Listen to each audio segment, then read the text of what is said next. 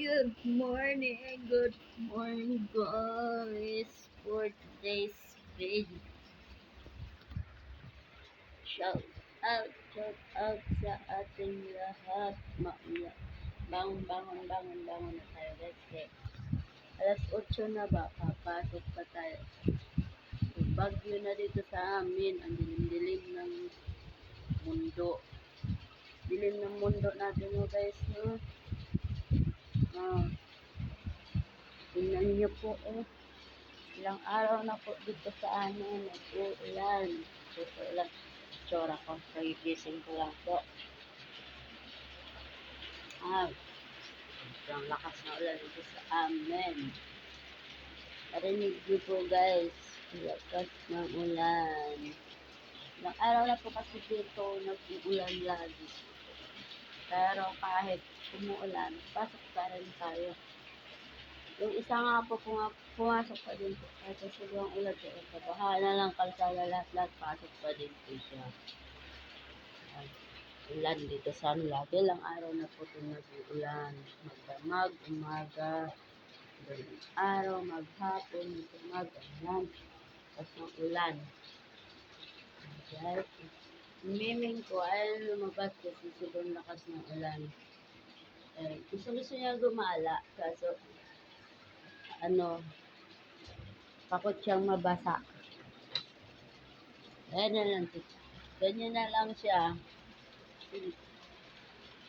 Muning, no? Muning, gusto mong gumala.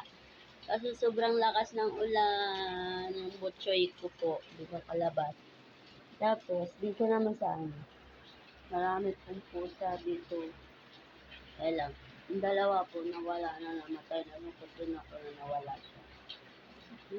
Wala pa po namin dito na iba. Actually, dalawa talaga po sa ito. Tapos nawarin din ako. Ito kasi sa akin, umaalis siya, sandali lang. Pero bumabalik agad kasi di po siya sanay sa labas. At di rin po siya marunong kumain ng mga kung ano-ano sa labas. Kaya pag nagugutom na siya, ramdam niya gutom na siya, uwi siya kaagad. Maglamon-lamon na siya. Lalabas lang siya, magpapalipas lang siya ng iihi lang siya, ganyan. Kasi hindi kasi talaga siya sanay sa labas. Tapos sa dito, nalilipot ako kasi nawala yung isang pusa. Sa yun, isang tiger, wala na naman. Ito naman, nakita ko siya kanina. Nilagyan ko siya ng ayun.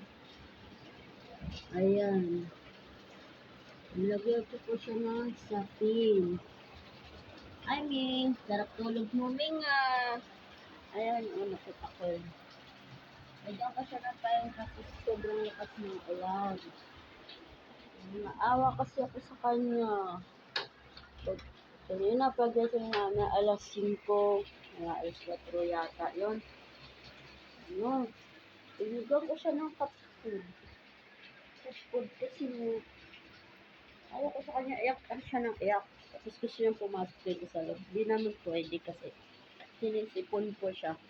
Baga sakit na din sa mga pusa ngayon na sinisipon, inuupo.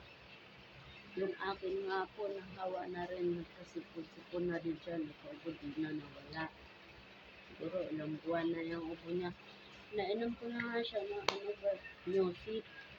Nakaubos na yung Newsip. Pero yung buo naman, hindi ko inubos yun. Kalati-kalati lang. Naming no? Kalati-kalati lang Newsip. Aming-ming ko na. Nainom ko po siya guys. Durog-durog ko.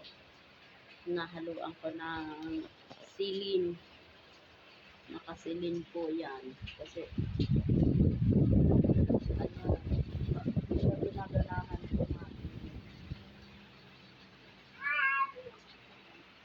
Hindi siya masyado ginaganahan ko na dahil sinisipon, hindi nakakatulog ng maayos.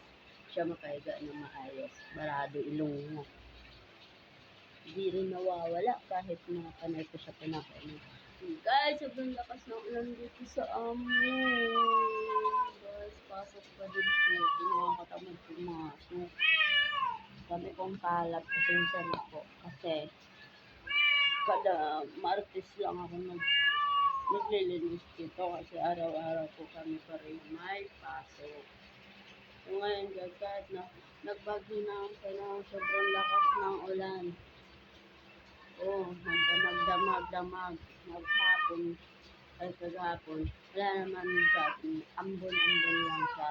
Ngayon, lakas talaga siya, magdamag. So ngayon, na oras na, nag-alas 9 na, 8:48 na. Ako ay maliligo na po at papasok naman ako. So, diba? Ganun ang buhay ng ulit kahit nagbago. Pasok pa din tayo dahil need po natin ng pera. Hindi tayo nabubuhay, hindi tayo nakakain pag walang pera. Kaya kahit nagbagyo, nag-ano man, o makamahal na araw man, mapaano man, pasok pa rin tayo. Kailangan natin guys. No? Hindi lang kasi ang ano natin life. Bahay, trabaho, bahay, trabaho, bahay. Lakas ng hangin guys, maliligo na po ako at ako'y papasok na baba. Thank you for watching. Shout out na lang po sa lahat natin dyan. Ingat po dahil nagpag-moon. Mabaha na rin po ang ating mga kalsada. Ingat po sa mga pag-moon.